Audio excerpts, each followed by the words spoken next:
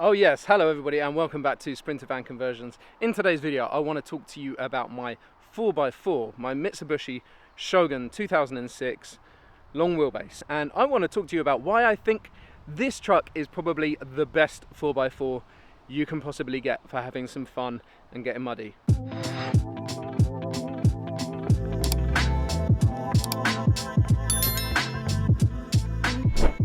Now in today's video I'm going to talk to you about my beloved Mitsubishi Shogun. It is an absolutely fantastic truck and I can't rate it enough. It's a lot of fun, it's not very expensive, and it's pretty reliable. But if you want to see the 5 reasons why I wouldn't get another Shogun, then go ahead and watch this video up here. But stay tuned to the end for one 6th reason, a bonus reason, and the primary reason why we got this Shogun. Now first things first, in my opinion, I think this truck looks really cool. I really like the look of this truck and the camera just does not do it justice. But when it's got a few little toys added onto it like the chunky wheels, the snorkel and what have you, I think it's a great looking truck.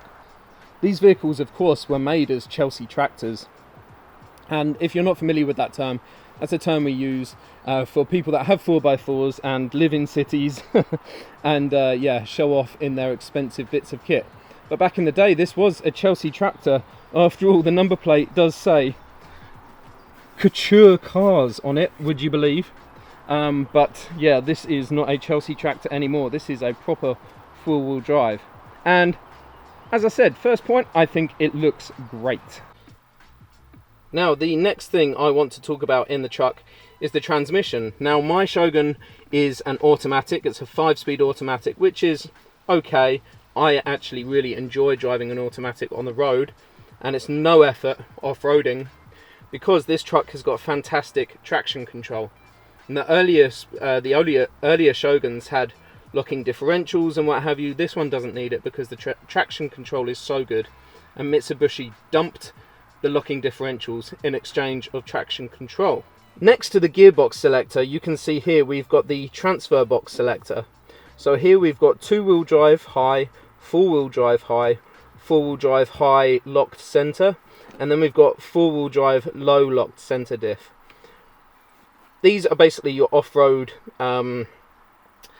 choices. If you're towing, then on the road, then you would use 4H, but off-road by default I put it in 4-wheel drive low range locked center diff. It's incredible how capable this truck is. Just when you put it in that, and with the use of the traction control, all you have to do is sit on an incline, keep your foot in the accelerator, and the truck is absolutely incredibly capable. Really, I've got to say, I've beaten Defenders, I've beaten Discoveries up and down hills or up hills, and yeah, really pleased with the traction and the transfer box in this Shogun. So that would be my second point.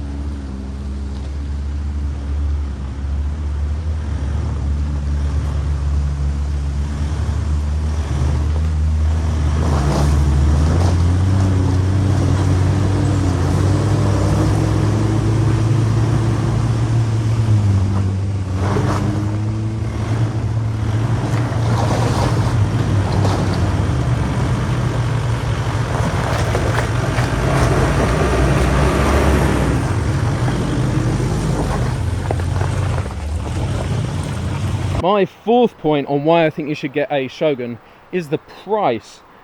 The amount of vehicle you get for the price with a Shogun is just uncomparable.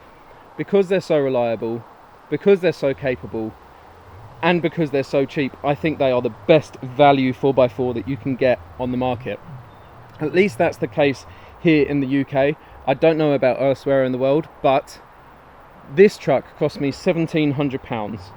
That's £1,700, no added VAT, no nothing. It came with 125,000 miles on the clock, pretty good service history, full service history, full Mitsubishi service history, and pretty good mileage at 125,000 miles. So you can get good deals on them out there.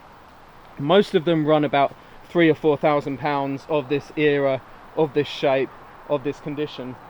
But you can get yourself a good deal out there if you look around on Auto Trader, on eBay, and probably Facebook Marketplace as well. My last and by no means least reason why I think you should get a Mitsubishi Shogun 4x4 over any other 4x4 is because people are surprised. I've turned up to pay and play days like this where I am today in Slindon 4x4 Safari, and people have looked the truck up and down almost in disbelief that I'm going to be able to cover anything. But truth be told, Shoguns, Monteros, Pajeros, however they're called in your country, are incredibly capable. And I was following around a Mark II Shogun earlier on today that was just on road tyres and was being able to do most of the stuff that I was able to do. So incredibly unsuspecting 4x4. And yeah, just love proving people wrong when I rock up to pay and play days, especially the really muddy ones. People think you're going to get stuck and what have you. I haven't got a winch. But yeah, as I say, absolutely capable 4x4 and totally recommend.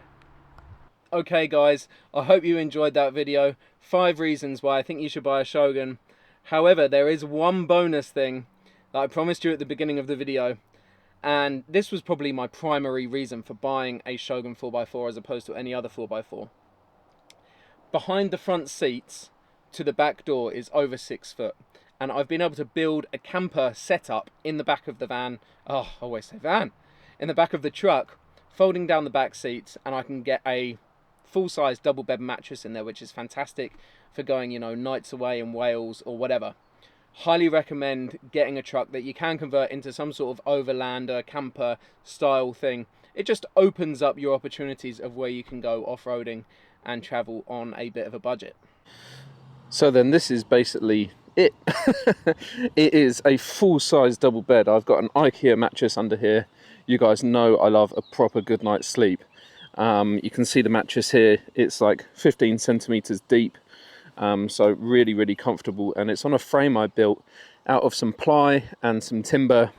I'm not sure if you can see it under here, but it's a classic sort of slide out camper van bed, but instead of sliding widthways, it slides lengthways, and then I just have to screw in some screws along the back to secure it.